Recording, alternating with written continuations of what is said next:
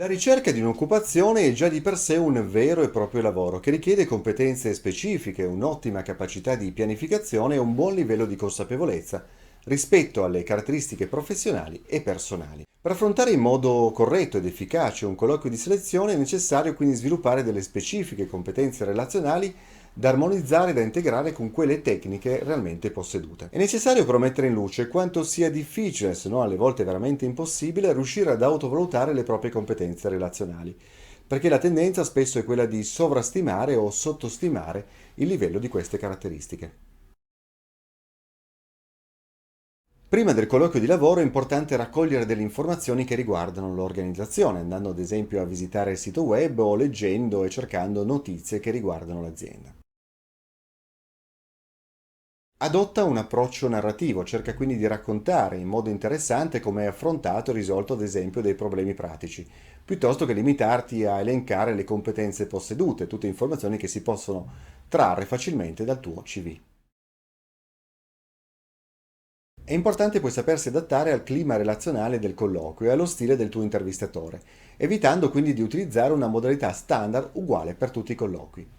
La capacità di armonizzare infatti il proprio atteggiamento, il proprio stile di comunicazione e di gestire il feedback che provengono dall'ambiente e dal tuo interlocutore rappresenta una caratteristica oggi fondamentale in qualsiasi contesto organizzativo.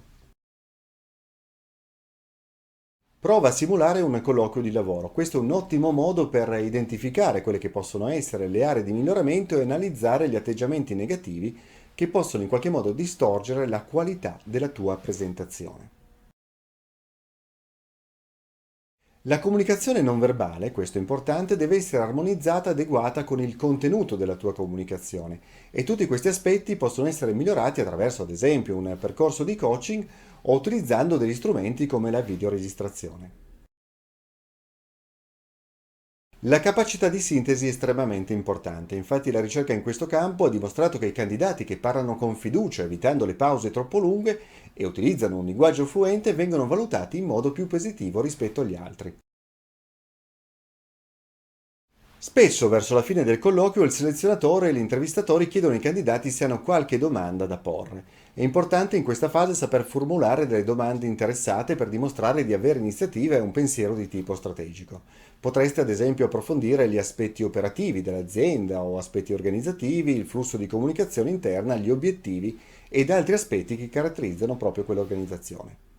Proprio per questa ragione è importante aver raccolto precedentemente delle informazioni, ad esempio anche solo visitando il sito web dell'azienda. Evitate di chiedere subito quali saranno i bonus e i benefit previsti, questo è un buon atteggiamento da tenere in tutte le situazioni. Valorizzate piuttosto le vostre competenze e il valore aggiunto che potreste fornire in quell'organizzazione specifica. Possono sembrare dei consigli banali, ma può capitare che alcuni candidati sottovalutino proprio questi aspetti. È fondamentale ad esempio arrivare in anticipo all'incontro verificando prima bene dov'è la sede del colloquio e valutando una serie di variabili come ad esempio il traffico e la facilità di parcheggio. È importante inoltre poi spegnere lo smartphone, evitare di eccedere con dei profumi o di fumare prima del colloquio di selezione ed evitare anche di tenere un look disarmonico rispetto al contesto organizzativo. Mi spiego meglio, se il contesto aziendale è formale è importante adeguarsi a questo tipo di caratteristica e viceversa, invece se scoprite e sapete che quell'azienda è particolarmente legata a valori di informalità, potreste adeguare il vostro look proprio in funzione di questo aspetto. È importante dimostrare interesse e coerenza durante tutto il colloquio. Non bisogna cercare di manipolare o ingraziarsi l'intervistatore rimanendo ad esempio in superficie o fornendo risposte stereotipate. Cercate anche di fornire il vostro punto di vista in funzione delle caratteristiche aziendali. Si deve evitare di esprimere direttamente il proprio rammarico o peggio ancora la propria delusione direttamente sui social.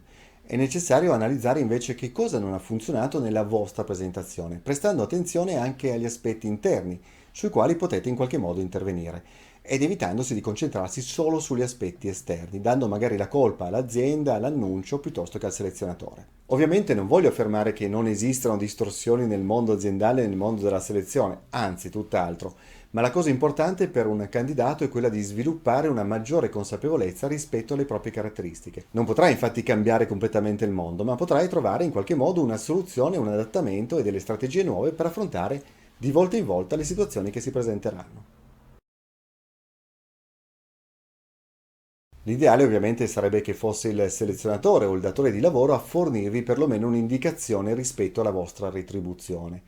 Nel caso in cui invece vi venisse posta questa domanda in modo diretto, potreste approfondire meglio l'argomento, chiedendo di avere ulteriori informazioni sulla tipologia del lavoro e sulle caratteristiche del contratto che vi stanno proponendo. Questo è un modo professionale per approcciarsi al tema, cercando di comprendere quindi il legame tra compenso e ruolo professionale da ricoprire. È importante ricordare che è possibile anche sempre negoziare, ma utilizzando uno stile assertivo, senza svalutare o esagerare le proprie caratteristiche personali e soprattutto professionali. Ti ringrazio di aver seguito questo mio video, che ovviamente non aveva la pretesa di essere esaustivo quanto di fornirti alcuni input rispetto a questo tema. Ti ricordo che nella descrizione troverai tutti i riferimenti e ti chiedo, se lo vorrai, di lasciarmi un feedback nei commenti o di raccontarmi la tua esperienza con i colloqui di selezione. Ciao e a presto!